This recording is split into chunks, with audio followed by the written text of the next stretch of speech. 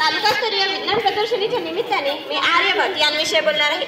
शून्याचा शोध लावणारे आर्यभटांनो, भौतिकशास्त्रज्ञ Albert Einstein, missile man APJ Abdul Kalam, गुरुत्वाकर्षणाचा शोध लावणारे न्यूटन, विमानाचा शोध लावणारे राईट बंधू, इलेक्ट्रॉनचा शोध लावणारे जे थॉम्सन, विजेच्या दिव्याचा शोध लावणारे थॉमस एडिसन, रेडियमचा शोध लावणारी मर्क्युरी आणि सर्व वैज्ञानिकांना मी विनम्र अभिवादन करते आणि माझ्या बोलण्यास सुरुवात करते।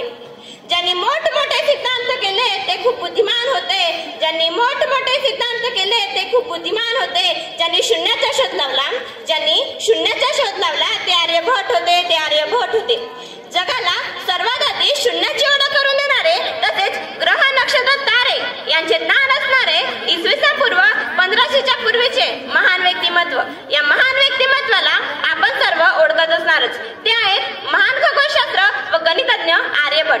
आर्यभट यांचा जन्म कधी झाला याचा कुठेही असा ठोस पुरावा नाही, परंतु आर्यभटांनी आपल्या आर्यभटीया या ग्रंथामध्ये असा उल्लेख केला होता की जेव्हा कलियुगाचे 3600 वर्ष संपले होते तेव्हा त्यांचे वय 23 वर्ष होते। यावरून इतिहासकार असं मानतात की त्यांचा जन्म 476 साली झाला असावा। त्यांचा जन्म त्या काळातील अश्मप्रदेशात झाला होता, म्हणजेच आजच्या आपल्या महाराष्ट्रात होईल। पुढचे शिक्षण घेण्यासाठी ते कुसुमपुरा येथे गेले होते। कुसुमपुरा म्हणजे आजच्या बिहार मधील पटना शहर। आपण आज सहज समजतो आणि मानतो सुद्धा की पृथ्वी अंडाकृती आहे, ती स्वतःच्या ध्रुवावर फिरते। एवढेच नाही, पृथ्वी स्वतःभोवती फिरते म्हणून दिवस आणि रात्र होतो हेही आता आपल्याला समजते। परंतु त्या काळात आर्यभटांनी आपल्या ग्रंथामध्ये फक्त हेच नव्हतं सांगितलं की पृथ्वी गोल आहे, तर तिचा आकारमान सुद्धा सांगितला होता। यावरून आपण विचार करू शकतो की त्या काळात आर्यभटांनी या गोष्टीचं कसं संशोधन केलं असेल। हे तर काहीच नाही, आर्यभटांनी हिंदू धर्माच्या चंद्रग्रहण आणि सूर्यग्रहण यालाही चुकीचे सिद्ध करून दाखवले होते। त्यांनी असं सांगितलं होतं की सूर्याचा प्रकाश दुसऱ्या ग्रहावर पडतो, त्यांनी सांगितलं सूर्याचा प्रकाश दुसऱ्या ग्रहावर पडतो आणि तो ग्रह प्रकाशित होतो, त्यामुळे चंद्रग्रहण किंवा सूर्यग्रहण होते। आर्यभटांना खगोलशास्त्रासोबतच गणित विषयातही खूप आवड होती। आर्यभटांनी गणितामध्येही बरेचसे सूत्र शोधून काढले, त्यामुळे आपण आज सहजपणे वर्तुळाचा परिघ किंवा कुठल्याही गोष्टीचं मोजमाप करू शकतो।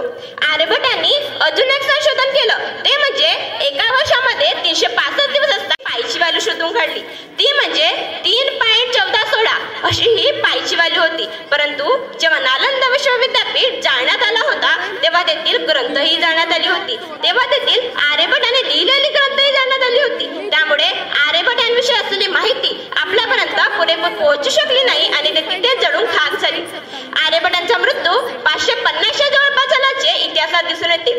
15 एप्रिल 1875 साली आर्यभट यांच्या 1500व्या जयंतीनिमित्त भारताने आर्यभट नावाचा उपग्रह अवकाशात सोडला। भारत के थे गणितज्ञ महान, आर्यभट्ट था उनका नाम। भारत के थे गणितज्ञ महान, आर्यभट्ट था उनका नाम। एक छोटे से जीवन अंतराल में शून्य की दी उन्होंने एक नई पहचान, शून्य की दी उन्होंने एक नई पहचान। विज्ञानाने केली क्रांती, विज्ञानाने केली प्रगती, विज्ञानाने केली क्रांती, विज्ञानाने केली प्रगती, विज्ञानाने दिला एक नवा ध्यास, विज्ञानाने झाला संपूर्ण देशाचा विकास, विज्ञानाने झाला संपूर्ण देशाचा विकास। बोलायचं तर खूप आहे, परंतु वेळेची मर्यादा लक्षात घेऊन मी आपल्या वाणीला इथेच विराम देते। जय हिंद, जय भारत, जय विज्ञान, धन्यवाद।